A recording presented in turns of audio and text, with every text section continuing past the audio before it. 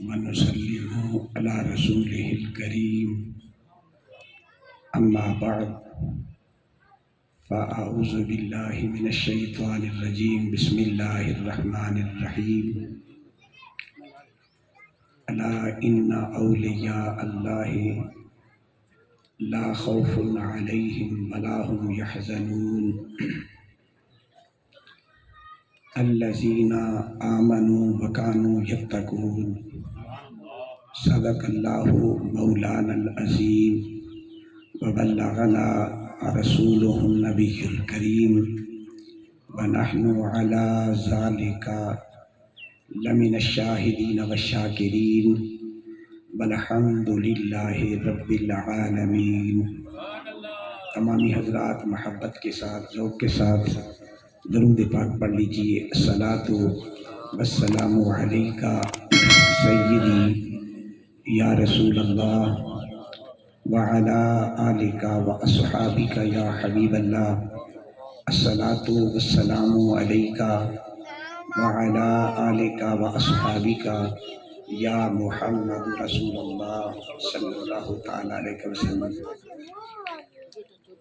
عزیزان گرامی، سب سے پہلی گزارش یہ ہے کہ بندہ ناچیز کوئی عالم یا کوئی فاضل یا کوئی خطیب نہیں، ایک مدرسے کا ادنا سا طالب العلم ہوں، سبق سنانے کے لیے حاضر ہوا ہوں۔ دعا فرمائے خلاق کائنات مجھے صحیح سبق سنانے کی، آپ کو سننے کی، اور ہم سب کو حق سن کر سمجھ کر عمل کرنے کی اللہ توفیق عطا فرمائے۔ اس کے بعد دوسری گزارش یہ ہے کہ اس آستانہ عالیہ پر پہلی مرتبہ حاضری کا اتفاق ہے۔ سرائکی علاقہ ہے، یہاں کے دوست تو شاید سرائکی میں زیادہ گفتگو سمجھتے ہوں گے، میں تو اردو میں گفتگو کرتا ہوں۔ کوشش کروں گا کہ کہیں پنجابی کی آمیزش کر کے میں آپ کو اپنی بات سمجھا سکوں۔ اس آستانہ عالیہ کی زینت پیر طریقت صاحب دادا سید نور المصطفیٰ شاہ صاحب زیدہ شرفہ اور آپ کے برادر مکرم صاحب زادہ پیر ضیاء المرتضیٰ شاہ صاحب زیدہ مجدہ اور آستانہ عالیہ مہر آباد شریف کے چمکتے ہوئے یہاں کثیر تعداد میں چراغ جلوہ گر ہیں، تو مجھ جیسے ایک ادنا سے طالب علم کو یہ ہمت کیسے ہو سکتی ہے کہ میں ان سادات کرام کی موجودگی میں کچھ معروضات عرض کروں، لیکن ان کا حکم تھا سبق سنانے کے لیے حاضر ہوا ہوں۔ آپ دعا فرمائیں خلاق کائنات مجھے صحیح عرض کرنے کی توفیق عطا فرمائیں۔ اور جو کچھ میں عرض کرنا چاہتا تھا اس کا خلاصہ تو برادر محترم حسن مصطفیٰ دامت برکاتہ القدسیہ نے بیان کیا۔ میرے ذہن میں وہ تصور تھا، لیکن چلو انہوں نے میری یہ مشکل آسان فرما دی۔ حضرات گرامی، وقت کافی بیت چکا ہے، بلا تمہید میں اپنی معروضات کا آغاز کروں گا۔ بس آپ دوستوں سے اتنی درخواست ہے کہ ذرا تھوڑی سی آپ توجہ فرمائیں گے، موبائل کی طرف بھی توجہ نہ کریں اور آپس میں گفتگو بھی نہ کریں، کیونکہ یہ ایک عجیب ہمارے لیے بیماری ہے۔ ہر جگہ پر دیکھتا ہوں، یہاں بھی ابھی مسجد میں نماز پڑھ رہا تھا تو ایک سپیکر لگا ہوتا ہے کہ موبائل کی تصویر ہوتی ہے اور کانٹا پھیر کے لکھا جاتا ہے کہ مخلوق سے رابطہ ختم، خالق سے شروع۔ اب یہ سادات کرام علماء فیصلہ کریں گے یہ کلمہ کہنے سے بندہ کس حد تک چلا جاتا ہے۔ یعنی اس کا مطلب جو میری سمجھ میں آتا ہے وہ یہ ہے کہ جب ہم مسجد میں آئیں اس سے پہلے ہمارا اللہ سے کوئی رابطہ نہیں ہے، کوئی تعلق نہیں ہے، بس باہر تو بندوں سے رابطہ تھا، اب مسجد میں 10 منٹ کے لیے آ گئے یا 15 منٹ کے لیے اللہ سے رابطہ شروع، اور جیسے ہی مسجد سے نکلیں گے پھر اللہ سے رابطہ ختم ہو جائے گا۔ اور آج تک یہ بھی میری سمجھ میں نہیں آیا کہ خالق سے رابطہ کرنے کے لیے مخلوق سے تعلق توڑنا کوئی ضروری ہے، بلکہ خالق سے تو رابطہ ہوتا ہی مخلوق کے ذریعے سے ہے نا۔ اور اگر میں یہ عرض کروں تو شاید بے دانہ ہوگا اللہ کریم اتنا جلدی تہجد سے راضی نہیں ہوتا، اشراق اور چاش سے اللہ اتنا جلدی راضی نہیں ہوتا جتنا مخلوق خدا کی خدمت سے راضی ہوتا ہے۔ موضوع تو نہیں تھا، بات آگے یہ عرض کر دوں۔ ایک مرتبہ مجھے چیچا وطنی میں جانے کا اتفاق ہوا۔ ہمارے ایک ساتھی تھے علامہ شرف الدین صاحب، مرحوم، فوت ہو گئے۔ وہاں ایک کمپیوٹر کالج کے پرنسپل تھے، تو انہوں نے کہا جی وہ آپ سے ملاقات کرنا چاہتے ہیں، کوئی ٹائم؟ میں نے کہا جی ٹھیک ہے، ملاقات ہو جائے گی۔ تو وہاں گئے تو ان سے بڑی تفصیلی گفتگو ہوئی۔ میں پوری بات نہیں عرض کرنا چاہتا، جس کا موضوع سے تعلق ہے وہ عرض کرنا چاہتا ہوں۔ اس نے کہا جی ٹھیک ہے، باتیں ہوتی رہی۔ وہ پرنسپل صاحب روس کے انقلاب سے بڑے متاثر تھے، بڑا پڑھا لکھا آدمی تھا، بالخصوص یہودیت کے موضوع پر اس کا بڑا اچھا خاصا مطالعہ تھا۔ اس کے ساتھ میری ڈسکس ہوتی رہی تو میں نے اس سے ایک سوال پوچھا۔ میں نے کہا یہ بتائیں کہ آپ روس کے انقلاب سے متاثر ہوئے، اس میں کیا خصوصیت ہے؟ اس نے مجھے ایک جملہ کہا، کہنے لگا روس کے انقلاب کا میں نے مطالعہ کیا تو اس کے اندر انسانیت کی خدمت کا بڑا تصور ہے جو اسلام میں نہیں ہے۔ ذرا غور سے سنیں، میری تقریر نہیں ہے، سبق ہے، اگر آپ ذرا توجہ سے سنیں۔ اس نے کہا کہ چونکہ اسلام میں انسانیت کی خدمت کا کوئی تصور نہیں پایا جاتا، اس لیے میں روس کے انقلاب سے متاثر ہوں۔ میں نے اس سے سوال کیا، میں نے کہا کیا آپ نے اسلام کا مطالعہ کیا ہے؟ اس نے کہا تھوڑا بہت کیا ہے۔ میں نے کہا یاد رکھ لیں، جتنا انسانیت کی خدمت کا تصور اسلام کے اندر ہے، کائنات کے کسی مذہب کے اندر بھی نہیں۔ اس نے کہا وہ کیسے؟ میں نے کہا میں تمہیں ایک حدیث سناتا ہوں، اب اس کو آپ بھی ذرا سماعت فرمائیں۔ حدیث کا مفہوم میں اپنی طرف سے نہیں عرض کروں گا، حدیث کا ترجمہ سادہ انداز میں ہے۔ اس کو حضور نظام الملت حضرت خواجہ نظام الدین محبوب الہی رحمہ اللہ تعالی نے آپ نے اس حدیث کا ترجمہ ذرا اپنے انداز میں بیان کیا ہے، وہ عرض کرنا چاہتا ہوں۔ آپ نے اس حدیث کا مفہوم ذرا اس انداز میں بیان کیا، فرمایا کہ ایک آدمی تھا کہ اس نے رات کو خواب دیکھا، تو خواب میں کیا دیکھتا ہے کہ فرشتہ انسانی شکل میں کاغذ لپیٹ کے پھر رہا ہے۔ پوچھا یہ کیا چیز ہے؟ کہا یہ جنتیوں کے اس پر نام لکھے ہوئے ہیں۔ کہا کیا مجھے دکھاؤ گے؟ کہا دیکھ لو۔ دیکھا تو پہلے نمبر پر اسی بندے کا نام لکھا ہوا تھا۔ کچھ دن گزرتے ہیں، وہ آدمی جا رہا تھا تو آگے اتفاق ایسا ہوا، ایک کتے کا چھوٹا سا بچہ بیٹھا ہوا تھا، وہ پیاسا تھا، قریب ایک کنواں بھی تھا، اس کے اندر پانی تھا لیکن ڈول اور رسی نہیں تھی۔ تو اب اس نے کہا پانی پلاتا ہوں لیکن ڈول اور رسی نہیں ہے۔ اس نے کہا کہ مجھے کوئی ضرورت بھی نہیں ہے، جنتی ہوگی یا نام بھی پہلے نمبر آ گیا، نہ بھی پلایا تو کیا ہوگا۔ اب وہ یہ کہہ کے آگے چلا گیا۔ پیچھے سے خاتون آئی جس کے متعلق تھا، وہ کردار کی اچھی نہیں تھی۔ اس نے دیکھا کہ یہ کتے کا جو بچہ ہے یہ پیاسا تڑپ رہا ہے، اب رسی ڈول تو نہیں تھا۔ اس نے اپنا دوپٹہ اتارا اور اس کے ٹکڑے کیے اور رسہ بنا کر اپنا بوٹ اس کے ساتھ باندھا، کنویں میں لٹکا کے پانی کے چند قطرے نکالے، اس کتے کے بچے کو پلائے، پھر دوبارہ نکالے، پھر نکالے، اس کو سیراب کیا۔ پھر کچھ دن گزرتے ہیں، اس آدمی نے خواب میں دیکھا وہی فرشتہ انسانی شکل میں کاغذ لپیٹ کے پھر رہا ہے۔ پوچھا یہ کیا ہے؟ کہا اس میں جہنمیوں کے نام درج ہیں۔ کہا مجھے دکھاؤ گے؟ کہا بالکل دیکھ لینا۔ جب دیکھا تو پہلے نمبر پر اسی بندے کا نام لکھا ہوا تھا۔ اب وہ بڑا حیران ہو گیا، کہنے لگا یہ کیا ماجرا ہے، پہلے جنتیوں کی لسٹ میں میرا پہلا نام، آج جہنمیوں کی لسٹ میں میرا پہلا نام۔ کہا جو کام تو نے کرنا تھا وہ عورت نے کر دیا، جو عورت نے کیا وہ جو کرنا تھا وہ تو نے کر دیا، اس لیے اللہ نے اس کی جگہ پہ تیرا نام اور تیری جگہ پہ اس کا نام لکھ دیا۔ حضرت خواجہ نظام الدین محبوب الہی علیہ رحمہ یہ بات نقل کرتے ہیں۔ تو جب میں نے اس کو یہ کہا تو پھر میں نے کہا یہ انہوں نے اپنے انداز میں بیان کی ہے، یہ حدیث بخاری کے اندر موجود ہے، مسلم کے اندر بھی موجود ہے کہ آقا کریم علیہ السلام نے اس عورت کے بارے میں جنتی ہونے کی بشارت دی جس نے بلی کو دودھ پلایا تھا، اور اس بندے کے جہنمی ہونے کے بارے میں بشارت دی تھی جس نے کتے کے بچے کو پاؤں سے ٹھوکر ماری تھی۔ حدیث اس انداز میں ہے لیکن خواجہ صاحب نے اپنے انداز میں بیان کیا۔ یقین جانیے وہ کیا کرتا ہے، قلم منہ میں ڈال کے بیٹھ کے سوچنے لگ گیا۔ مجھے کہنے لگا فردوسی صاحب یہ حدیث ہے؟ میں نے کہا ہاں یہ حدیث مصطفیٰ ہے۔ کہنے لگا مجھے کبھی سنائی نہیں کسی نے۔ میں نے کہا جہاں تم یہودیت کا مطالعہ کرتے ہو، روس کے انقلاب کو پڑھتے ہو، کبھی میرے مصطفیٰ کے انقلاب کو بھی پڑھ کے دیکھ لینا نا، پھر تمہیں پتہ چلے گا کہ میرے محبوب نے انسانیت کا درس کتنا عطا کیا ہے۔ اگر تمہیں یہ پتہ چل جائے کہ کائنات کے اس ضمنی نظام کے اندر جو درس انسانیت میرے مصطفیٰ نے لیا ہے، کائنات میں کوئی دے ہی نہیں سکا۔ تو اس لیے خالق سے رابطہ کرنے کے لیے مخلوق سے رابطہ منقطع کر کے کوئی کہے میں خالق تک پہنچ سکتا ہوں، نہیں ہو سکتا ہے۔ عبادت کے اندر، ریاضت کے اندر، مجاہدے کے اندر، چلے کے اندر اتنی رضا الہی نہیں ہوتی ہے جتنی رضا اللہ کی مخلوق سے پیار کرنے میں ہوتی ہے۔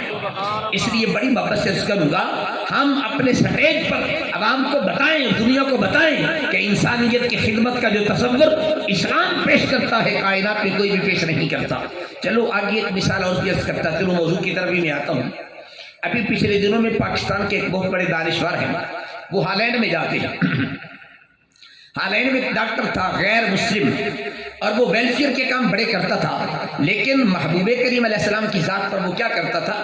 تنقید کرتا تھا، اعتراضات کرتا رہتا تھا۔ اب اتفاق ایسا ہوا جب یہ سکالر گئے وہاں تو وہاں کے مسلمانوں نے کہا کہ یہاں ایک ڈاکٹر ہے، وہ کیا کرتا ہے؟ حضور کی ذات پہ بڑے اعتراض کرتا ہے۔ ہم چونکہ اتنے تعلیم یافتہ نہیں، پڑھے لکھے نہیں ہیں، اگر کبھی ایسا ہو جائے ان سے ملاقات ہو جائے، ان کے سوالوں کے جواب ہو جائے، آپ نے فرمایا ان سے ٹائم بنا لیجئے، میں ملاقات کے لیے تیار ہوں۔ اس سے ٹائم بنا لیا گیا، ملاقات ہوئی، باتیں ہوتی رہی۔ پاکستانی سکالر نے کہا کہ ڈاکٹر صاحب تم حضور کی ذات پہ اعتراض کرتے ہو، کیا وجہ ہے؟ اس نے بھی یہی سوال کیا، کہا کہ تمہارے نبی علیہ السلام نے ویلفیئر کے کام نہیں کیے، انسانیت کے خدمت کا تصور نہیں دیا، نماز کی باتیں کرتے رہے، روزے کی بات ہوتی رہی، یہ سارے ہوتے رہے، لیکن انسانیت کی خدمت کا تصور نہیں تھا۔ اب اس مفکر نے ڈاکٹر صاحب سے کہا کیا آپ نے میرے محبوب کی سیرت طیبہ پڑھی ہے؟ حضور کی سیرت کا مطالعہ کیا ہے؟ کہا نہیں۔ کہا پھر تو کیسے اعتراض کرتا ہے؟ پہلے میرے محبوب کی سیرت کا مطالعہ کر، پھر دیکھ حضور یہ کام کرتے ہیں یا نہیں۔ اس نے کہا مجھے بتائیے، میں تو جانتا نہیں ہوں کس سیرت کی کتاب کا مطالعہ کروں۔ انہوں نے کہا آپ ایسا کریں، محبوب کریم علیہ السلام کی سیرت طیبہ پڑھیں۔ ایک کتاب لکھی گئی ہے جس کا نام ہے سبل الہدی والرشاد، یہ عربی کے اندر ہے، اب اس کا ٹرانسلیشن بھی ہو چکا ہے، پاکستان میں بڑی آسانی سے میسر ہے، کوئی اتنی مشکل بھی نہیں ہے کہ اس کا مطالعہ کرو۔ جب وہ یہ کتاب پڑھ رہا تھا، اس کا مطالعہ کر رہا تھا، تو ایک واقعہ آتا ہے اس کتاب کے اندر۔ وہ واقعہ کیا تھا؟ میرے اور آپ کے پیارے آقا دو عالم علیہ السلام تشریف لے کے جا رہے تھے، آگے ایک خاتون کھڑی ہے، عورت کھڑی ہے، بڑی پریشان ہے، انتہائی غمناک کھڑی ہے۔ میرے آقا پوچھ رہے کیا بات ہے، بی بی پریشان کیوں ہے؟ اس نے کہا کہ میری ملکہ ہے، اس نے مجھے 4 درہم دیے تھے، جاؤ تیل لے کے آؤ۔ میں تیل لینے کے لیے آئی، واپس آ رہی تھی تو راستے میں مجھے ٹھوکر لگی تو تیل نیچے گر گیا۔ اب میں پریشان ہوں، میرے پاس کوئی پیسے نہیں ہے، میں دوبارہ تیل کہاں سے لاؤں؟ آپ نے پیارے بلال سے کہا بلال جاؤ 4 درہم لے کے آؤ۔ حضرت بلال 4 درہم لے کے آئے، فرمایا جاؤ تیل لے کے آؤ۔ جب وہ تیل لے کے آ گئی، اب پھر پریشان کھڑی ہے۔ میرے آقا فرماتے ہیں اب کیا مجبوری ہے، کیا پریشانی ہے؟ اس نے کہا اب پریشانی یہ ہے کہ مجھے دیر کافی ہو گئی، ٹائم زیادہ لگ گیا، میری ملکہ بڑی سخت مزاج ہے، مجھے ڈانٹے کی گالی دے گی۔ کہا آؤ چلے ہم آپ کی سفارش بھی کرتے ہیں۔ اب میرے اور آپ کے پیارے آقا بلال کو لے کر اس خاتون کے ساتھ جا رہے ہیں جس کو جانتے تک نہیں ہے، اس کے دروازے پہ گئے، وہ باہر نکلی تو دیکھ کے حیران ہو گئی، کہنے لگے یہ چاند سے چہرے والا آیا کہاں سے ہے؟ یہ حسن بددہا کا پیکر کہاں سے آیا ہے؟ کہا حضور کیسے آنا ہوا، تم کون ہو؟ کہا پہلے ہماری بات سن لو۔ کہا کیا بات ہے؟ کہا ہم ایک کام کہنے آئے ہیں، وہ مان لے گی؟ اس نے کہا بتائیے کیا کام ہے؟ کہا میں سفارش کرنے آیا ہوں، اس عورت سے یہ نقصان ہو گیا تھا، تو نے کہنا کچھ نہیں ہے۔ اس نے کہا حضور آپ آگے، میری مجال کیا ہے میں اس کو کہہ دوں، اس کو میں نے معاف کر دیا ہے۔ جب حضور کے حسن کو دیکھا، کہنے لگی حسن والے، بددہا کے چہرے والے، مجھے بتاؤ تو صحیح تم کون ہو؟ جب آپ نے تعارف کرایا، کہا پھر جی چاہتا ہے اگر ایسا چہرہ ہے تو پھر مجھے کلمہ پڑھا کے مسلمان کر۔ میں بہت گنہگار ہوں، آئیے ذرا غور کریں کیا کہا اس عورت نے؟ کہا مجھے سب سے پہلے کلمہ پڑھا کے مسلمان کر دیجئے۔ اس نے کلمہ پڑھا، جب لونڈی نے دیکھا اس نے کہا اس نے کلمہ پڑھ لیا تو میں کیوں نہ پڑھوں؟ اس نے بھی کلمہ پڑھنا شروع کر دیا۔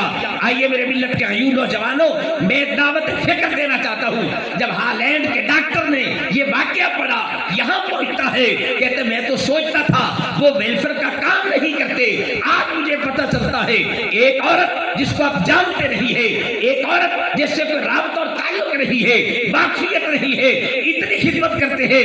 میرے حضور کا یہی واقعہ 1400 سال بعد آج بھی وہ پڑھ کے کلمہ پڑھ کے مسلمان ہو جاتا ہے۔ لیکن میرے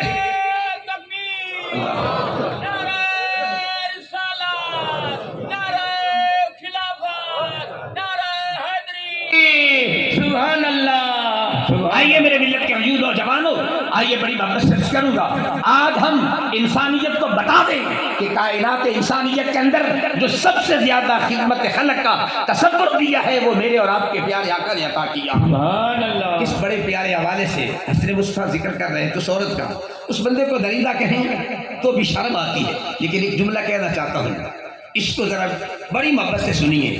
یہ کس کے شہر میں واقعہ ہوا ہے؟ بس اس جملے کس کے شہر میں یہ واقعہ ہوا ہے؟ کون سا شہر ہے؟ نام یاد ہے؟ میاں والی میں کس کا شہر ہے؟ بولے کس کا شہر ہے میاں والی؟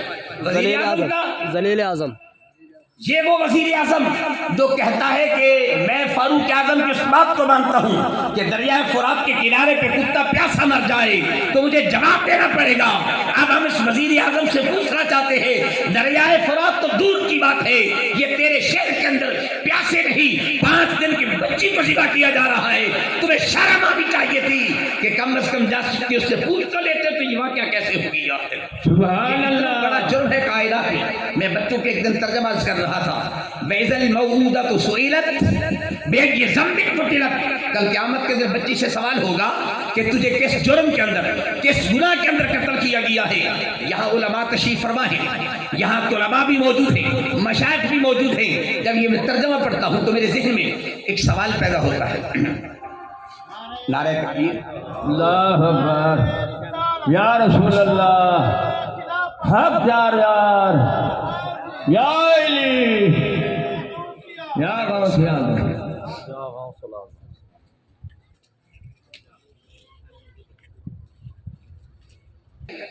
طلباء سے میں کیا کرتا ہوں، اس آیت پہ غور کریں۔ اللہ کریم قیامت کے دن کس سے سوال کرے گا؟ وَإِذَا الْمَوْءُودَةُ سُئِلَتْ بِأَيِّ ذَنبٍ قُتِلَتْ، تمہیں کس جرم میں ذبح کیا گیا، کس جرم میں قتل کیا گیا؟ کیا عقلاً اگر سوچیں تو یہ سوال بچی سے بنتا ہے؟ بچی سے کیوں سوال کیا جائے؟ وہ تو مقتولہ ہے اور بالکل معصوم ہے، یہ سوال کس سے ہونا چاہیے تھا؟ قتل کرنے والے سے جو قاتل ہے۔ لیکن یہاں مقتول سے سوال نہیں ہے، قاتل سے سوال نہیں ہے، مقتولہ سے سوال کیا گیا۔ جو بات میری سمجھ میں آتی ہے میں بچوں پر کیا کرتا ہوں، اللہ کریم نے یہ کیوں ارشاد فرمایا کہ بچی سے سوال کیا جائے گا؟ اللہ اشارہ یہ کرنا چاہتا ہے یہ قتل اتنا بڑا جرم ہے، اتنا بڑا جرم ہے کہ میں قاتل سے کلام کرنا بھی پسند نہیں کرتا، میں قاتل کی طرف دیکھنا بھی نہیں چاہتا، قاتل کی طرف میری نظر عنایت جانا ہی نہیں چاہتی ہے۔ اس لیے سوال کی جو نسبت ہے قاتل کی طرف نہیں مقتولہ کی طرف ہے۔ کائنات میں یہ اتنا بڑا جرم ہے کہ رب کائنات اسے دیکھنا بھی پسند نہیں کرتا ہے۔ پر یہ موضوع سخن نہیں ہے، میں اس پہ بات کرتا وقت ختم ہو جائے گا۔ آئیے جس موضوع کی طرف چلنا چاہتا ہوں، خطابات آپ علماء سے سنتے رہتے ہیں، میں تو معذرت سے صرف تھوڑا سا سبق سنانا چاہتا ہوں۔ جس آیت کو اپنی گفتگو کو عنوان بنایا ہے اس کا ترجمہ تفسیر بھی شاید میں نہ کر سکوں، وقت کے دامن میں گنجائش نہیں ہے۔ اصول کو چرچ کرنا چاہتا ہوں، ذہن میں رکھیے۔ میرے محبوب کریم علیہ السلام کی دین کی نوکری 2 جماعتیں کرتی ہیں، ایک علماء کی جماعت اور ایک مشائخ کی جماعت، صوفیاء کی جماعت۔ یہ 2 جماعتیں ہیں جو دین کا کام کرتی ہیں۔ اس اصول کو ذرا ذہن میں رکھیں گے تو انشاءاللہ میری بات میں اپنا مقصود سمجھا لوں گا۔ اللہ تبارک و تعالیٰ نے اپنے پیارے حبیب نبی علیہ السلام کی ڈیوٹی لگائی تھی، ذمہ داری تھی۔ نمبر 1 وَيُعَلِّمُهُمُ الْكِتَابَ وَالْحِكْمَةَ، قرآن و حکمت کی تعلیم دینا یہ بھی میرے آقا کی ذمہ داری تھی۔ نمبر 2 وَيُزَكِّيهِمْ، ان کو اندر سے پاک کرنا، تزکیہ نفس، باطن کو ٹھیک کرنا، یہ بھی میرے آقا کریم کی ذمہ داری تھی۔ اب میرے آقا کریم نے یہ فیضان تقسیم کیا، آگے یہ 2 جماعتیں آ گئی۔ اصل میں یہ تقسیم کیوں ہوئے، اس کی وجہ کیا ہے؟ صحابہ کرام کے اندر یہ تقسیم نہ تھی، یہ بعد میں ہوئی ہے۔ وجہ کیا تھی؟ وجہ یہ تھی کہ آقا کریم علیہ السلام نے جن کی براہ راست تربیت کی وہ اتنے کامل اکمل تھے کہ وہ عالم بھی تھے، صوفی بھی تھے، وہ علم ظاہر کے بھی بادشاہ تھے اور علم باطن کے بھی بادشاہ تھے۔ ان کے اندر یہ قوت، یہ طاقت، یہ کمال تھا کہ وہ علم ظاہر بھی تقسیم کرتے تھے اور علم باطن بھی تقسیم کرتے تھے. اب جو بعد میں آنے والے تھے ان کے اندر اتنی پاور نہیں, اتنی طاقت نہیں, اتنا کمال نہیں تھا. اب یہ دو حصوں میں تقسیم ہو گئے, ایک علماء ظاہر اور ایک علماء باطن. ایک علماء کی جماعت, ایک صوفیہ اور مشائخ کی جماعت. علماء کیا کرتے ہیں؟ یہ قرآن پڑھاتے ہیں, یہ قرآن کا ترجمہ پڑھاتے ہیں, یہ قرآن کی تفسیر سکھاتے ہیں. اور صوفیہ کرام کیا کرتے ہیں؟ اسی قرآن کے جو معانی ہوتے ہیں وہ نکال کے لوگوں کے دلوں کی طرف منتقل کر دیتے ہیں. علماء ظاہر کو پاک کرتے ہیں اور صوفیہ باطن کو صاف کرتے ہیں. سبحان اللہ. ایک دوسری بات یہ ذہن میں رکھے, علم ظاہر اور علم باطن یہ جدا جدا چیزیں نہیں ہیں. علماء اور مشائخ یہ بھی جدا جدا نہیں ہیں. یہ جاہل پیروں کا قول ہے, میاں پیر دی شریعت ہو رہے تے مولوی دی شریعت ہو رہے. طریقت ہو روتی ہے, شریعت ہو روتی ہے. جس کو شریعت اور طریقت کی ابجد کا بھی پتہ نہیں ہے وہ یہ لفظ بولتا ہے. جو جانتا ہے کہ شریعت اور طریقت میں کیا تعلق ہے وہ کبھی یہ لفظ نہیں بول سکتا. دیہات کا ماحول ہے, میں آپ کو سادہ سی مثال سے بات سمجھانا چاہتا ہوں تاکہ بات ذہن میں بیٹھ جائے. شریعت اور طریقت کا آپس میں کیا تعلق ہے؟ اے تسی پرانے بابے بیٹھے ہو, اپنی مائیاں ریڑ کا رڑک دیا ان کے کوئی نہیں رڑک بے شک کہ شاید او دودھ ہوندا, دودھ نو آپ لیندے سے جاگ تے ریڑ کا رڑکا تے دودھ دے وچوں نکلدا ہے مکھن.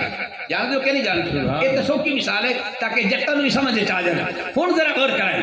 اب دودھ اور مکھن, دودھ یہ شریعت کا نام ہے اور طریقت مکھن کا نام ہے. جب تک دودھ نہیں ہوگا مکھن نہیں نکل سکتا. یہ بات آ گئی سمجھ میں؟ جب تک دودھ نہیں ہوگا مکھن نہیں نکل سکتا. جب تک شریعت نہیں ہوگی طریقت بھی نہیں آ سکتی ہے. اس لیے جو لوگ یہ کہتے ہیں شریعت کے بغیر تو طریقت کا تصور ہے وہ جہالت کا مرکب مجموعہ ہے. شریعت اور طریقت اس طریقے سے ہے جس طرح مکھن دودھ میں ہے اسی طریقت بھی شریعت کے اندر موجود ہے. یہ بات سمجھ آ جائے گی. ایک اور مثال دے دوں تاکہ بات سمجھ آ جائے. بادام روغن ہوتا ہے, جانتے اس کو؟ بادام اس کی اپنی ویلیو ہے, اس کی اپنی طاقت اور پاور ہے. اس میں بادام روغن بھی ہے. تو بادام روغن کس چیز سے نکالتے ہو؟ بادام سے نکالتے ہو. اب بادام نہ ہو تو کیا بادام روغن آ جائے گا؟ نہیں آ سکتا ہے. اب بادام بھی بڑی قیمتی ہے اور بادام روغن بھی بڑا قیمتی ہے, لیکن بادام روغن بادام کے بغیر نہیں آئے گا. فرمائے جس طریقے سے بادام روغن بادام کے بغیر نہیں ہے اسی طریقے سے طریقت بھی شریعت کے بغیر نہیں ہو سکتی ہے. شریعت ہوگی تو طریقت آئے گی, شریعت نہیں ہوگی تو طریقت بھی نہیں آ سکتی ہے. اس لیے اگر کوئی آدمی طریقت کے راستے پہ آگے جانا چاہتا ہے, شریعت کو چھوڑ کے جانا چاہتا ہے, تو وہ اندھیرے کے کنویں میں تو گر سکتا ہے, طریقت تک نہیں پہنچ سکتا. طریقت تک پہنچنے کے لیے شریعت کا ہونا ضروری ہے. اب اس پہ میں ایک اور مثال عرض کرنا چاہتا ہوں. میری اور آپ کی نسبت گولڑ رشید سے ہے. حضور تاجدار گولڑ سرکار رضی اللہ تعالیٰ کی مثال دینا چاہتا ہوں تاکہ بات میں واضح کر سکوں. آپ سیال شریف تشریف لے کے گئے, ایک آدمی وارہ تھا جس نے نماز روزہ چھوڑ دیا. نماز بھی چھڑ دیتی, روزہ بھی چھڑ دیتا. کیوں؟ جی میں وحدت الوجود کا قائل ہوں.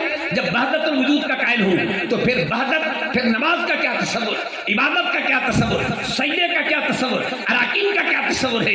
جب حضور تاجدار گولڑ سرکار تشریف لے کے آئے, انہوں نے کہا بابا جی اے ایک بابا بھی وہ نہ نمازہ پڑھتا ہے نہ روزے رکھتا ہے, کہتے ہیں وحدت الوجود وحدت الوجود, آنا کنارے لگاتا ہے, نماز روزہ ہے ہی نہیں. حضور تاجدار گولڑ سرکار رضی اللہ تعالیٰ اب وہاں تشریف لے کے گئے. آپ نے پہلا جو جملہ کہا سنیے. آپ نے فرمایا یار مولانا سنا ہے آپ سے انسانیت ختم ہو گئی ہے, حیوانیت باقی ہے. توجہ ہے, آپ سے انسانیت ختم ہو گئی, حیوانیت باقی ہے. کہ وہ کیسے؟ فرمایا انسان پر نماز فرض ہے, حیوان پر فرض نہیں. انسان پر نماز فرض ہے, حیوان پر فرض نہیں ہے. تو کہتا نماز نہیں ہے تو اس کا مطلب انسانیت ختم, حیوانیت باقی ہے. کیونکہ منطقی لوگ کہتے ہیں نا انسان کس کا نام ہے؟ حیوان ناطق کا نام ہے, تو حیوانیت باقی رہ گئی. اس نے کہا جی نہیں میں وحدت الوجود کا قائل ہوں. تو جو وحدت الوجود کا قائل ہے اسے نماز کی ضرورت رہی ہے. تو حضور تاجدار گولڑ سرکار نے دوسرا سوال فرمایا, اچھا تو وحدت الوجود کا قائل ہے تو پھر یہ بتا کہ تو حقائق الاشیاء کا قائل ہے یا منکر ہے؟ حقائق الاشیاء کا قائل ہے یا منکر ہے؟ اگر تو قائل ہے تو وحدت ختم ہوتی ہے, اگر منکر ہے تو اسلام جاتا ہے. بتا کیا کہنا چاہتا ہے؟ بس اتنا سنا لاجواب ہو گیا. پر میں نادان, تجھے تو وحدت الوجود کا معنی ہی نہیں آتا, تو وحدت الوجود کا کیسے قائل ہو گیا؟ اس نے کہا حضور میں دوبارہ پڑھ کے پھر آپ سے بحث کروں گا.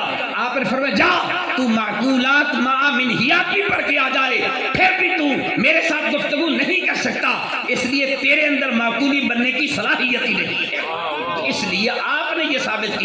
کہ شریعت کے بغیر طریقت کا کوئی تصور نہیں ہوتا ہے، وحدت الوجود یہ ہر بندے کی بس کی بات بھی نہیں ہے، ہر بندہ سمجھ بھی نہیں سکتا ہے۔ لیکن میں آستانہ عالیہ گول رشید سے جتنے متعلقین ہیں، میں کبھی کہا کرتا ہوں بر صغیر پاک و ہند میں حضور تاجدار گولر سرکار رضی اللہ تعالیٰ عنہ وہ ذات اقدس ہے جنہوں نے ابن عربی رحمت اللہ تعالی علیہ کے نظریے کو سمجھا بھی ہے، سمجھایا بھی ہے، پڑھا بھی ہے اور پڑھایا بھی ہے۔ کائنات بر صغیر کے اندر پیر مہر علی شاہ صاحب سے بڑھ کر ابن عربی کا کوئی بھی کائنات میں مجھے ترجمہ نظر نہیں آتا۔ مہرآباد شریف میں نے ایک بار ایک جملہ کہا تھا، فریق مخالف کا بہت بڑا شیخ الاسلام علامہ ابن تیمیہ جیسا، اس سے نظریاتی اختلاف ہو سکتا ہے بھی صحیح، لیکن اس کے علم کے اندر اختلاف نہیں ہے، اس کی تحقیقات کے اندر اختلاف نہیں ہے، اس کی کاوشوں اور محنتوں کے اندر اختلاف نہیں ہے۔ اتنا بڑا شیخ الاسلام ہو گئے، جب ابن عربی رحمۃ اللہ علیہ کو پڑھنے بیٹھا وہ ٹھوکر کھا گیا۔ میں نے کہا جہاں ابن تیمیہ نہیں پڑھ سکا ہے وہاں پیر مہر علی کے نوکر بھی پہنچ جایا کرتے ہیں نا، اس لیے کہ یہ فیضان ان کے پاس آیا تھا، لیکن ادھر روحانیت کا فقدان تھا، ادھر علم بھی تھا اور ادھر روحانیت بھی تھی۔ اس لیے ابن عربی رحمۃ اللہ علیہ کے ایک بار یہ علماء سے عرض کروں گا صوفیہ سے معذرت کے ساتھ، آج ہمارے یہاں بڑے اختلافات ہوتے ہیں، کسی سے ناراضگی ہو جائے نا سلام کرنا چھوڑ دیتے ہیں، بولنا چھوڑ دیتے ہیں، معمولی سے اختلاف ہو جائے فتوے لگاتے ہیں۔ ابن عربی رحمۃ اللہ علیہ کی بات عرض کرنا چاہتا ہوں، اس کو یاد بھی کریں تو علماء کو سمجھائیں، اپنے عقیدت مندوں کو بتائیں تاکہ پتہ چلے کہ ہمارے بزرگوں کا کیا طریقہ کار تھا۔ ہم ایک پہلو دیکھتے ہیں دوسرا نہیں دیکھتے ہیں۔ ابن عربی رحمۃ اللہ علیہ کے ایک شیخ طریقت تھے، ان کے ساتھ ایک بزرگ اختلاف رکھتے تھے، تو اب ابن عربی رحمۃ اللہ علیہ اپنے پیر کی محبت میں، اپنے پیر کی عقیدت کے اندر آ کر اس کے ساتھ کلام نہیں کرتے تھے، کہتے یہ پیر کا مخالف ہے، میں اس سے کیسے بات کر لوں۔ ایسے کچھ دن گزرے، خواب کے اندر تاجدار مدینہ علیہ السلام تشریف لے کے آئے، حضور نے کرم کیا، کہا ابن عربی تو فلاں بندے سے سلام نہیں کرتا، کلام نہیں کرتا، کہا حضور وہ میرے شیخ سے اختلاف رکھتا ہے، میرے پیر طریقے سے اختلاف رکھتا ہے۔ تو حضور تاجدار مدینہ علیہ السلام نے فرمایا ابن عربی تو نے یہ تو دیکھ لیا وہ تیرے پیر سے اختلاف رکھتا ہے، لیکن یہ نہیں دیکھا وہ میرے ساتھ پیار بھی تو کرتا ہے۔ اس بات کو ذہن میں رکھیے، یہ نہیں دیکھا ان سے اختلاف ہے، یہ کوئی بات نہیں ہے، علمی اختلاف ہوتا رہتا ہے، لیکن یہ نہیں دیکھا وہ میرے ساتھ محبت بھی تو کرتا ہے۔ تو جب ہم کسی سے بات کریں یہ بات ذہن میں رکھ لیجئے، اس کا کسی کے ساتھ، آپ کے استاد کے ساتھ، آپ کے شیخ طریقت کے ساتھ، آپ کے ساتھ علمی اختلاف ہو سکتا ہے، لیکن یہ بھی دیکھیں ہے تو وہ بھی مدینے والے کا نوکر ہے نا، ہے وہ بھی مدینے والے کا پیغام پہنچانا چاہتا ہے۔ میرے ملت کے غیور نوجوانوں، آج ہمارے اس اختلاف نے، اس تشدد اور انتشار نے ہمیں اتنا تقسیم در تقسیم کر دیا ہے جس کی وجہ سے آج دشمن ہم پہ سوار ہو گیا ہے۔ میں بڑی محبت سے کہنا چاہوں گا کہ آستانے وہ تھے جو افتراق کا سبق نہیں دیتے تھے، اختلاف کا سبق نہیں دیتے تھے، یہ تو بلکہ کیا کرتے تھے، جن کے دل ٹوٹے ہوئے تھے ان کو بھی جوڑ دیا کرتے تھے۔ آج توڑنے کا پیغام نہ پہنچائے، جوڑنے کا پیغام پہنچائے، یہ وقت ہی بات کا تقاضا کرتا ہے۔ علماء یا مشائخ لڑنے کی بات نہ کرے، اختلاف کی بات نہ کرے، انتشار کی بات نہ کرے، تشدد کی بات نہ کرے، بلکہ بات کرے تو جوڑنے کی بات کر لے۔ ہمارے اسلاف نے ہمیں یہی سبق دیا ہے، جوڑنے کے کئی طریقے ہوتے ہیں۔ اصل میں آج کمی کہاں آئی ہے، اختلاف کہاں سے آیا، یہ لڑائی کہاں سے ہے۔ اگر میں یہ جملہ عرض کر دوں، آپ اس سے اتفاق کرنے تب بھی ٹھیک ہے، نہ کرے کوئی بات نہیں، جتنا یہ اختلاف آیا ہے زیادہ تر یہ جہالت کی وجہ سے آیا ہے، زیادہ تر یہ جہالت کی وجہ سے آیا ہے۔ سمجھانے کے لیے بات تو اس مقام پہ کھڑے ہو کے کرنی اچھی نہیں، بظاہر لطیفہ نما لگتی ہے، لیکن سمجھانے کے لیے میری مجبوری ایک بات کہنا چاہتا ہوں۔ ایک بادشاہ تھا، اس کے بیٹے کی شادی ہونے والی تھی، بیٹا ان پڑھ تھا۔ اب بادشاہ کو فکر اس بات کی تھی کہ جب مولانا صاحب نکاح پڑھائیں گے تو یہ تو ان پڑھ ہے، اسے کلمے نہیں آئیں گے، لوگ کیا کہیں گے، بادشاہ کا پتر تھے، چٹان پر کلمے بھی نہیں ہوں گے۔ یہ ایک مولوی صاحب کو، مولانا صاحب آٹھ دن باقی بچ گئے، آپ اگر چاہیں تو میرے بیٹے کو پڑھا دے، کچھ تو آ جائے گا۔ اس نے کہا جی 8 دن میں کیا پڑھا سکتا، کچھ بھی نہیں آئے گا۔ دوسرے کے پاس، تیسرے کے پاس، 2-4 کے پاس گیا، وہ یہی کہتا۔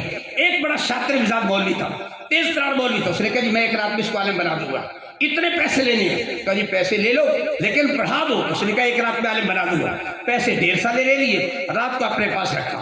اب صبح سبق کیا پڑھایا، جو بھی آپ سے بات کرے، جو بھی مسئلہ پوچھے، ایک لفظ کہنا اس میں علماء کا اختلاف ہے۔ توجہ ہے، اس میں علماء کا اختلاف ہے، بھائی کو سبق کافی ہے۔ وہ پڑھ کے چلا گیا، اس نے کہا جی میں پڑھ کے آ گیا ہوں، بڑے سے بڑا کو مناظرہ ہے میرے ساتھ، مناظرہ کر مسئلے میں بحث کروں گا. آگے جی فلاں مسئلہ بتائیے. کہا جی اچھا کیسے؟ کہ اس میں علماء کا اختلاف ہے. دوسرے نے کہا یہ بتائیے. کہ جی اس میں بھی علماء کا اختلاف ہے. وہ جڑا مسئلہ کہ جی علماء کا اختلاف، علماء کا اختلاف. سارے لاجوابوں کی چلا گئے. ایک اور مولوی چنگا تکڑا، وہ بھی بابا تیز رہا. انہیں کہا جناب من اس کے ساتھ میں مناظرہ کرنا چاہتا ہوں، دیکھتا ہے کتنا پڑا ہوا ہے، لیکن میری شرط ہے. کہ شرط کون سی ہے؟ کہ جب مناظرہ کروں اس کا ابا بھی قریب ہو، اس کی امی بھی قریب کھڑی ہو. کہا جی ٹھیک ہے. اب آگے اس نے پوچھا مسئلہ بتائیے کہ اس میں علماء کا اختلاف ہے.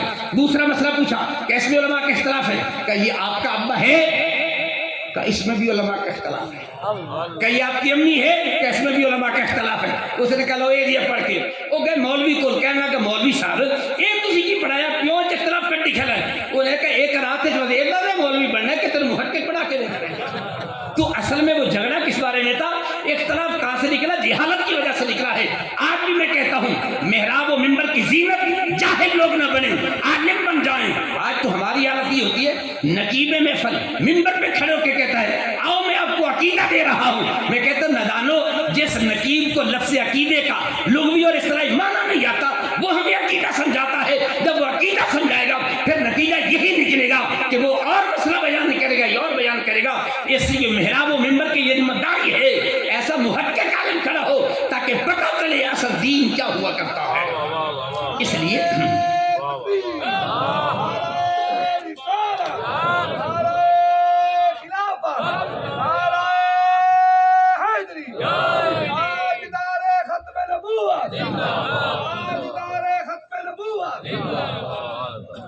تو آیت کرنا چاہوں گا. آج اس وقت ضرورت اس امر کی ہے. قبلہ حسن مصطفیٰ صاحب فرما رہے تھے اچھا انسان کہاں سے تلاش کرے. دکان ایک دو بتا دیتا ہوں اگر سمجھ آ جائے تو. افلاطون کا نام آپ نے سنا ہوگا، بڑا ٹاپ کا فلسفی تھا، بڑا نام اس کا نام لے لو، فلسفے کے اس کا نام ہی سند ہے. ایک دن جا رہا تھا، آگے سے ایک نوجوان آیا، پوچھا بھائی کہاں سے آئے ہو؟ کہا بازار سے. کہا کیا لینے گئے تھے؟ کہا سودا لینے گیا. کہا یہ بتاؤ کون سی دکان ہے اس بازار میں جہاں سے خالص اور اچھا سودا ملتا؟ اس نے کہا جی فلاں دکان پہ. جیسے شہر کے اندر ہوتا ہے کوئی نہ کوئی دکان مشہور ہوتی ہے، فلاں دکان سے اچھی چیز ملتی ہے، فلاں سے اچھی. اس نے نام لے دیا. اس نے کہا اچھا یہ بتاؤ اچھا سودا فلاں دکان سے ملتا ہے، اب یہ بتاؤ اچھا انسان کہاں سے ملتا ہے؟ یہ سوال کس سے ہوا؟ افلاطون سے ہوا. افلاطون نے کیا. جب اس نے سوال سنا یوں منہ میں انگلی ڈالتا ہے، سوچ پہ کھڑا ہو گیا کس جگہ کا نام بتاؤں؟ اسے کوئی جواب نہ آیا. اب افلاطون نے کیا کیا؟ اس کا ہاتھ پکڑا، سیدھا اپنے مدرسے میں لے کے چلا گیا. کہ اچھا انسان تلاش کرنا ہے تو پھر مدرسے میں آ جاؤ. مدرسہ وہ مرکز ہے جہاں سے اچھے انسان تیار ہوتے ہیں. آپ کہیں گے نہیں دیکھیے یہاں ایسے بھی تو مولوی ہوتے ہیں کہ نہیں؟ میں مانتا ہوں ہوتے ہیں، لیکن مجھے یہ بتائیے کیا خیال ہے سکول میں جتنے بچے پڑھنے جاتے ہیں سارے لیک ہوتے ہیں؟ سارے تو لیک نہیں ہوتے، کوئی ایک ہی لیک نکلتا ہے. یہاں بھی کمی بیشی ہو سکتی ہے، لیکن اگر اس کو بیان کروں تو بدل کے میں 90 موڑ کے علاقے میں گیا آواز کے لیے، تو ایک دوست کہنے لگا کہ یہ مولویوں کا اختلاف ہے، جھگڑا ہے، ہم دین خالص کس سے؟ کوئی مولوی کچھ کہتا ہے. میں نے کہا میں طریقہ بتاتا ہوں، بڑی آسانی سے دین خالص مل جائے گا. کہنے لگے وہ کیا؟ میں نے کہا طریقہ بتاتا ہوں. میں نے کہا ہمارا مسئلہ ہے. میں نے کہا میرا تو مسئلہ تمہارا ہے یہ دودھ خالص کہیں سے نہیں ملتا. تھوڑے پاس مل جاتا تو مجھے پتا نہیں، ساڈے علاقے سے نہیں لبدا خالص، پانی والے لب جائے گا. میں کہا مینوں تو کوئی نہیں پتا، جتنے بھی جائیے نا دودھ خالص نہیں لبدا. یہ کی حل ہے دودھ خالص لب لگی. انہیں کہا بتا. میں کہا میں طریقہ بتاتا ہوں. میں کہا جی دے کول جائیے، دودھ کول جائیے، مجھا دے بانے تے جائیے، ہوٹل تے جائیے، جتنے مرضی جائیے، پانی والا دودھ لبدا ہے، خالص دودھ نہیں لبدا. میں نے کہا اس کا کیا حل ہے؟ کہنے لگا کوئی نہیں. میں نے کہا میں بتاتا ہوں. میں کہ ایویں کر ایک مجھ لے لے تو اپنے گھر چ بن جا، انہوں تو پانی بھی پیوا، انہوں پٹھے بھی پا، سارا کم آپ کر، شام میں دودھ آپ چو. ہوں دس خالص مل گیا کہ نہیں مل گیا؟ توجہ ہے؟ آج کہ مل جائے گا کہ دودھ نہیں؟ انہیں کہا جی بالکل ٹھیک ہے. میں نے کہا بڑا سوکھا طریقہ، میرے اوپر یقین نہ کر، علامہ صاحب پہ یقین نہ کر، اپنا پتر دین پڑھا لے. نہیں بات سنا، گھر میں مجھ پال لے تو خالص دودھ مل جائے گا، اپنے بیٹے کو عالم بنا لے خالص دین بھی مل جائے گا. میں نے کہا آئیے میں آپ سے اعلان لینا چاہتا ہوں، میں آپ کو دعوت دینا چاہتا ہوں. کیا خیال ہے؟ توجہ ہے میری بات پہ؟ اگر خالص دین لینا ہے تو اپنے بیٹوں کو دین کا عالم بنائے. بیٹا اپنے باپ کو دین خالص بتائے گا، اپنی قوم کو بتائے گا. اب میں آپ سے پوچھنا چاہتا ہوں کیا آپ کے اندر ذوق ہے اپنے بیٹوں کو عالم بنا دیں؟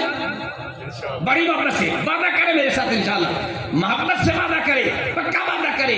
ये वोटों वाला वादा नहीं होना चाहिए, ये आमिना के लाल के साथ वादा है। ताकि मैं अल्लामा साहब से पूछ रहा था, मुझे खुशी कहने लगे इतने तलबा हमारे मदरसे में पढ़ते हैं। मैं कसम से कहता हूँ आज भी यूरोप डरता है, आज भी अमेरिका डरता है, बरतानिया डरता है, तुम्हारे एटम बम से नहीं डरता। मैं कसम से कहता हूँ, मेरे पास इसके लिए प्रूफ दलाइल और सबूत मौजूद हैं। आज भी डरता है मदरसे की चटाई के बैठ पे जो अल्लाह का कुरान पढ़ता है, मेरे नबी का फरमान पढ़ता है, उससे डरता है। किससे डरता है? मुझे ये बताओ कि क्या अल्लामा खादिम हुसैन रज़वी यूनिवर्सिटी में पढ़ के आया था? किसी कॉलेज में पढ़ता रहा है? अल्लामा खादिम हुसैन रज़वी मदरसे की चटाइयों में बैठा रहा है। आज भी फ्रांस के सदर की टांगें क्यों कांपती है, अमेरिका के सदर की टांगें क्यों कांपती है? उसको पता है ये यूनिवर्सिटी से नहीं पढ़ के आया, ये एटम बम नहीं बना सकता, ये तो शोधा चल भी नहीं सकता। इसकी टांगें नहीं, लेकिन लोगों की टांगें कांप जाती है इसके नाम से, इसलिए कि ये मोहम्मद अरबी का नौकर इसी मदरसे से तैयार होके आया है। पीर मेहर अली यूनिवर्सिटी में पढ़ता रहा है, मुझे कोई बता दे वो यूनिवर्सिटी में पढ़ते रहे हो। पीर मेहर अली शाह साहब मदरसे की चटाइयों में बैठ के पढ़ते रहे हैं। जाएं पूरे हिंदुस्तान के मदारस देखें, जिन जिन मदरसों में कहाँ कहाँ पीर मेहर अली गए, आप उनके हालात तालिब इल्मी के देखें, मुनाजिराना गुफ्तगू देखें। मेरा ज़ौक़ ये था दरमियान में कि तलबा मौजूद हैं तो मैं ताजदार गोलड़ सरकार के वो मुनाज़रे अर्ज़ करूँगा जो आपने तलबा के साथ किए, मसाइल पे बहस में बैसा की है, लेकिन वक़्त में गुंजाइश रही है तलबा से अर्ज़ करूँगा कि ताजदार गोलड़ सरकार का ये मामूल जो है ज़रूर पढ़िए कि आपने इल्म के अंदर कितनी बड़ी मजबूत गिरफ्त की थी। वो तो उनके मदरसे में जाते हैं तो तालिब इल्म जो बहस करते हैं, अल मरफूआत हुवा वश्तमल अला अलमिल फाइलियत फमिनहुल फाइल, बस तालिब इल्म ने कहा ये मैंने तवीज़ दिया है। फरमाया बताओ तुम खुद कहते हो या उस्ताद कहता है? जाए मेरे मुनीर में ये वाक़या पढ़ के देखें। इसी एक मिन पे आपने जो गुफ्तगू की है उनकी अकल दंग रह गई, इसलिए कि इस इल्म का जो कनेक्शन था सिर्फ मदरसे से नहीं था, इस इल्म का ताल्लुक गौसे आज़म के साथ जुड़ता था, इस इल्म का ताल्लुक पीर मेहर अली के इल्म का ताल्लुक मौला अली के साथ जुड़ता था, इसलिए ये मेहर अली है, ये मेहर अली है, इनका कनेक्शन उधर जुड़ता है। और अगर मोहब्बत में ये जुमला कह दूं उलमा से बाज़ से नाराज नहीं होना, दुनिया में दो ही नाम है, एक मुस्तफ़ा का नाम है, एक मुर्तज़ा का नाम है, कसम से कहता हूँ दो नाम है दुनिया में, एक मेरे मुस्तफ़ा का नाम है, एक मेरे मुर्तज़ा का नाम है। और दूसरा जुमला ये कहना चाहता हूँ, दो जुमले, एक जुमला मेरे मुस्तफ़ा ने कहा, एक मेरे मुर्तज़ा ने कहा, तीसरा कोई शख्स दुनिया में मिलता ही नहीं जो ये जुमला कहता। कौन सा जुमला था सुनिए, बरत गर्दादी करे हदीस की किताबों की। एक जुमला मेरे मुस्तफ़ा ने कहा, सलूनी अम्मा शिअ्तुम, जो जी चाहता है पूछो। और दूसरा जुमला मुर्तज़ा ने कहा, सलूनी कब्ल अन तफ़क़िदूनी, ये जुमला तीसरा कोई शख्स नहीं है जिसने कहा कोई। आपका ताल्लुक मेहर अली के साथ है, मेहर अली की मिरास को भूल गए हम। आइए मैं आपको मेहर अली की थोड़ी सी तारीफ सुना दूं, तवज्जो है। हम हुजूर नसीर, ये किताबों में नहीं मिलेगी आपको, ये किताबों में नहीं लिखी हुई है, ये मुझे डायरेक्टली हुजूर नसीर मिल्लत सैयद नसीरुद्दीन नसीर अलैहिर्रहमा मेरे शेख तरीक़त ने इरशाद फरमाई थी। अभी मैं साथी सर्च कर रहा था, आपके पास हम बैठे हुए थे, तीन आदमी थे, एक पीर सैयद कुतुब अली शाह साहब रहमतुल्लाह और एक रहीम यार खान साहब थे, सैयद बादशाह थे, सफेद ऋषि बुजुर्ग थे। मैं उनको नहीं जानता था, पीर साहब से मेरे मोहब्बत वाला ताल्लुक था। तो चौथे हुजूर ताजदार गोलड़ सरकार के रखते दिगर नसीर मिल्लत बैठे हुए, आप फरमाने लगे लोग मेरे जद्द अमजद की तारीफ करते हैं। कोई कहता मैंने ख्वाब में देखा पीर मेरे शाह साहब ने यूँ किया, कोई कहता यूँ किया, कहता ये मेरे जद्द अमजद की कौन सी तारीफ है? मेरे जद्द अमजद की तारीफ से कहीं आगे है, ख्वाबों पे उनकी तारीफ नहीं है। फिर मैंने किया, मैंने कहा हुजूर आप जरा तारीफ तो सुना दे पीर मेहर अली। दो बातें उनसे मैं आपको सुनाना चाहता हूँ, दो बातें, बड़ी गुफ्तगू है लेकिन दो बातें उससे सुनाना चाहता हूँ। पर मैं नंबर एक, पीर मेहर अली शाह साहब ने पूरी जिंदगी में जेब के अंदर रुपया नहीं रखा, पूरी जिंदगी में जेब के अंदर रुपया नहीं रखा। कहा क्यों? कहा जेब यहाँ होती है, दिल भी यहाँ होता है। अगर मेहर अली यहाँ रुपया रखेगा ना, सजदा करेगा, फिर ये सजदा रुपये को होगा, अल्लाह को नहीं होगा। एक बात आपने ये साथ फरमाई। नंबर दो, फरमाने लगे तिनाल गिरा है, गिरा पिंड कुत्ते एक बंदा हाल वह खलोता, वो दिल ख्याल पैदा होया मैं पीर मेहर अली शाह साहब की जाके ज़ियारत करूँगा, यहाँ से फारिग होने के बाद मुलाकात करके आऊँगा। उन्हें हाल वाल है तो गया ज़ियारत वास्ते, आप तशरीफ फरमान जाके सलाम किया, تے 4 آنے نظرانہ ہی رکھا چاہ واپس آیا نا تے سوچی پہ گیا یار میں 4 آنے پیر نو نظرانہ ہی دیتا سلامی کی تا پیر تا پوچھا ہی کوئی نہیں آیا کہ میں تے کتوں آئے ہیں سوچ کے پاگل ہو گیا کہنا یہ پیرے میں پوچھا ہی نہیں انہیں کہ ہون جانا 8 آنے جیسا پیسے دے رہو سے نا پیر بھی پوچھ لئی سی ہون 4 آنے نہیں ہون کی نہیں دیسا ڈبل کر کے دیسا جدو یہ سوچ کے گیا نا 8 آنے ہاتھے تو رکھن لگا تاجدار گولڑا سرکار نے یہاں سے پکڑ لیا فرمایا بے لیا ماں تیری 54 تے 98 واسطے نہیں بیٹھا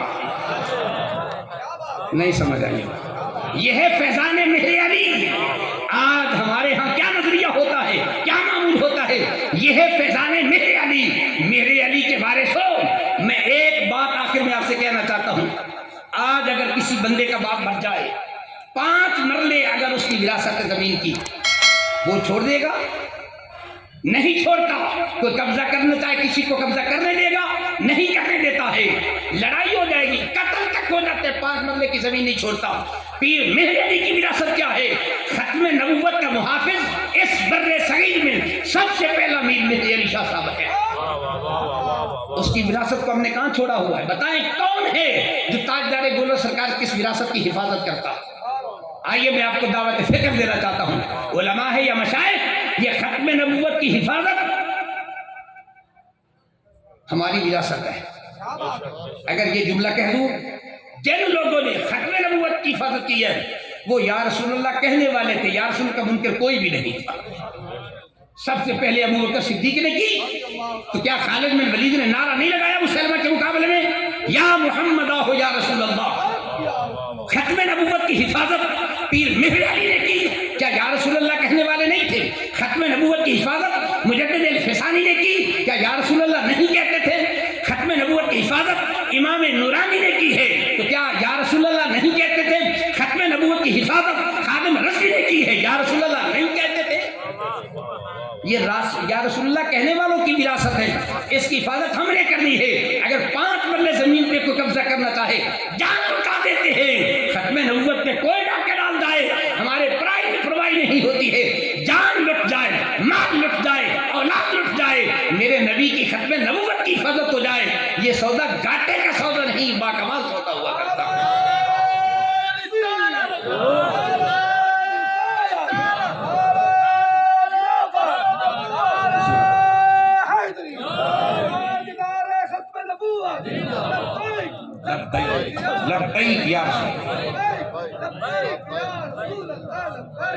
آئیے آپ کو دعوت فکر دینا چاہتا ہوں علماء بالخصوص اپنی اپنی مساجد میں ایک چھوٹی چھوٹی لائبریری قائم کریں اس کا نام ہی رکھے ختم نبوت لائبریری میسج دینا چاہتا ہوں اس میسج کو ذہن میں رکھے جائیے صرف سننا نہیں ہے کرنا بھی ہے ہر مسجد کے ساتھ ایک لائبریری ہو اس کا نام کیا رکھیں گے ختم نبوت لائبریری اس میں اہل سنت کی جتنی بھی کتابیں ہیں ختم نبوت میں ان کو رکھیں نوجوان بچوں کو پڑھائیں لوگوں کو دعوت دے وہ پڑھے آپ 11ویں شریف کرتے چندہ اکٹھا کر لیں اس چندے کی کھیر نہ پکائیں ختم نبوت کی کتابیں لے کے تقسیم کریں قسم سے کہتا ہوں پورے والا میں نے ایک جگہ پیش کیا میں نے کہا تم 11ویں کے لڈو تقسیم کرتے ہو برفی تقسیم کرتے ہو گلاب جامن تقسیم کرتے ہو اتنی بات تو کر لو میں نے کہا 1000 اکٹھا کر لو 500 کی کتابیں لے لو 2000 اکٹھا کر دو 1000 کی کتابیں لے لو لائبریری بنا کے رکھ دو ایک بندہ میں نے کہا فردوسی صاحب اسی کتابیں تو لیتے رکھیے یہ چک کے لے جاندے نہیں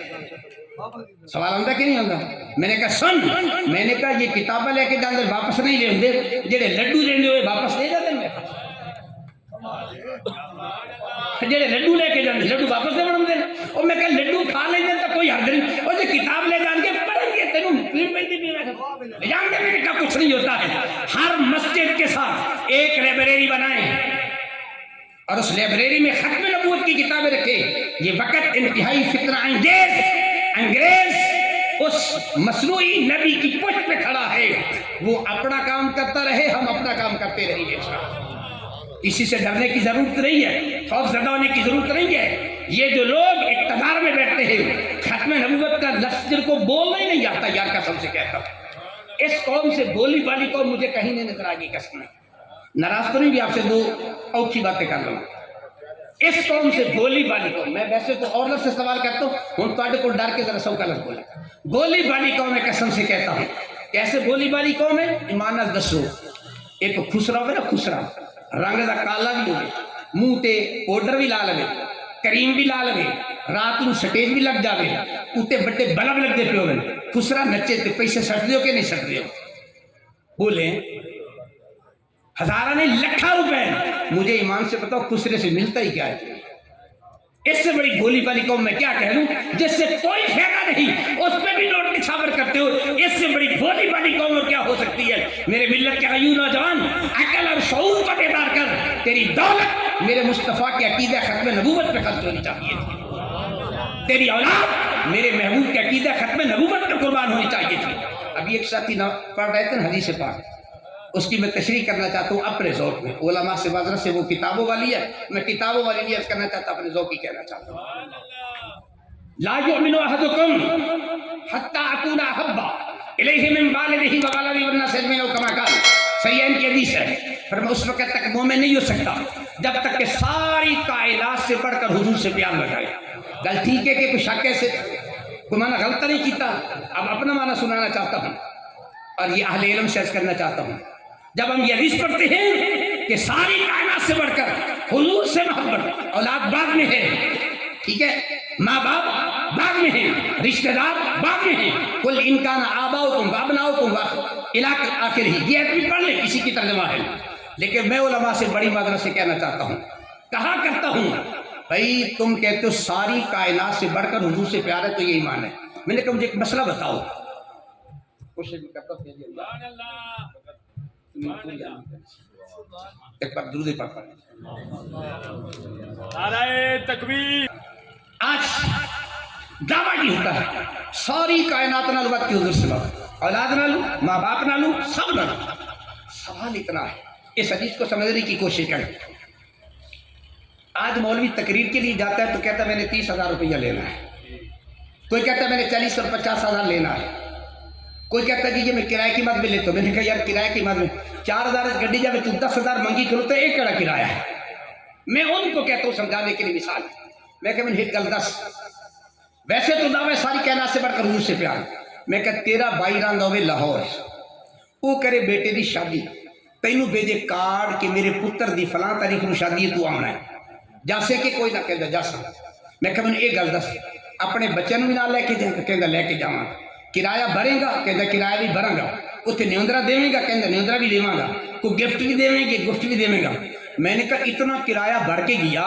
تے بیران واک میاں تیرے پتر دی خوشی تے کرایہ تا دے نہیں گل سمجھ آئی کوئی مجھے بتا دے پاکستان میں کوئی بندہ بھرا دے پتر دی شادی تے جاوے مامے دے بیٹے دی شادی تے جاوے چاچے دے پتر دی شادی تے جاوے کرایہ بھر کے جاتا ہے نہیں کہتا میں کرایہ بھر کے مجھے دے دے میں نے کہا مدینے والے آقا کی نوکری کے لیے کرایہ مانگتا ہے سوچنا چاہیے تمہیں ادھر سے اب حدیث کتاب حدیث کا ترجمہ کر کے دکھاؤ لا یؤمن احدکم حتی اکون احب الیہ من والدہ وولدہ والناس اجمعین اے تو بکری ہے تے بانگے نالو حضور نو ترغیب دیتی ہے کہ نہیں دیتی ہے ایتھے کرایہ منگی کھلوتے ہوتے بری کھلوتا ہے ایمان کہاں سے آ گیا ہاں آپ حدیث کا ترجمہ کر ساری کائنات سے بڑھ کر میرے مصطفیٰ کی ذات ہے میں کرایہ نہیں مانگتا میں پیسے نہیں مانگتا جس کے لیے جا رہا ہوں کرایہ کا بھی انتظام کر دے گا پیسے کا بھی انتظام کر دے گا اتنا گھٹیا ایمان اتنا کمزور ایمان اتنا ضعیف ایمان اور ایمان کو مضبوط کرو ایمان اگر مضبوط ہوگا دنیا کی کوئی طاقت تمہیں شکست نہیں دے سکتی ہے آج کیوں شکست دے رہی ہے ہم کیوں ذلیل اور رسوا ہو گئے اس لیے ایمان ہمارا کمزور ہو گیا ہے ایمان طاقتور نہیں ہے جب ایمان طاقتور تھا یہ دنیا مسلمانوں سے ڈرا کرتی تھی قسم سے کہتا ہوں نہیں تو آئیے میں مثال دینے کے لیے عرض کرنا چاہتا ہوں جب ایمان طاقتور ہوتا تھا ایمان کبھی ہوتا تھا حضرت خالد بن ولید پیارے عمر نے مشورہ کیا فلاں جگہ پہ یہود و نصارہ کی فوج آ گئی مقابلہ کرنا ہے 70,000 ان کی فوج ہے ایک جگہ پہ میں نے پڑھا 70,000 تھی ایک جگہ میں 1,00,000 تھی چلو 70,000 فرض کر لیں 70,000 فوج ہے پر میں کتنے جائیں گے کسی نے کہا 25,000 لے کے جاؤ کسی نے کہا 20,000 خالد بن ولید کہتا ہے 25,000 کی لوڑ ہے نبی کی لوڑ ہے اکیلا خالد بن ولید کافی ہے اکیلا کہا خالد کیا مقابلہ کرو گے کہا ان کے پاس افرادی قوت ان کے پاس گھوڑے ہیں ان کے پاس تلواریں ہیں میرے پاس پیارے محبوب کا عشق ہے نا طاقتور تھا، ایمان قوی تھا، ایمان مضبوط تھا، اس ایمان کو کس نے ہمارے کو کمزور کیا؟ آخری یہ نصیحت عرض کرنا چاہتا ہوں، میرا حق تو نہیں بنتا بڑھو، لیکن آپ طالب علموں سے کہنا چاہتا ہوں، یہ ایمان کیسے مضبوط ہوگا، کمزور کیسے ہوتا ہے؟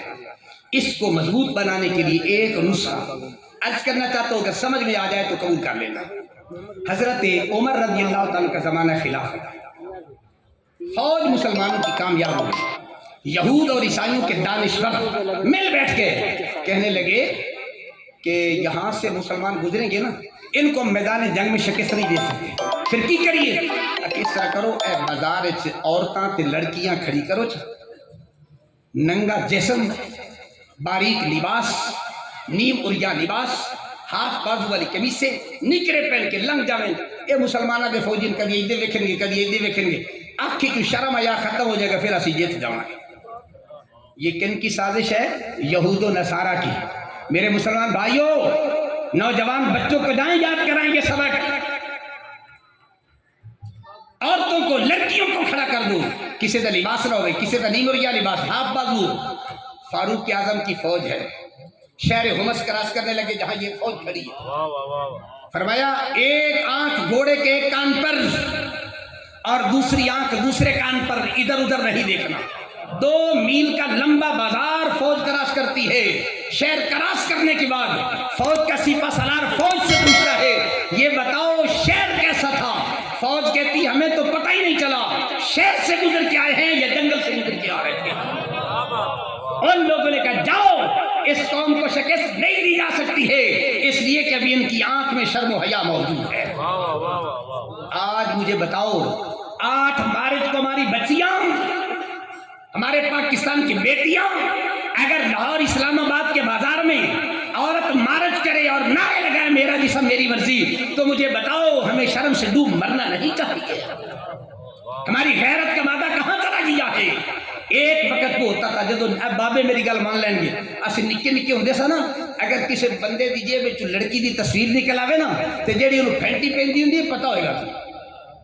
اگر کسی لڑکے نے لڑکی نو خطہ لکھا پکڑا دیا، وہ دی شامت آئی ہوندی ہے۔ اب ہر سکول والا کہتا ہے اپنی بیٹی کی خوبصورت تصویر دے دو نا ذرا، ہم سکول کے فرنٹ پہ لگانا چاہتے ہیں۔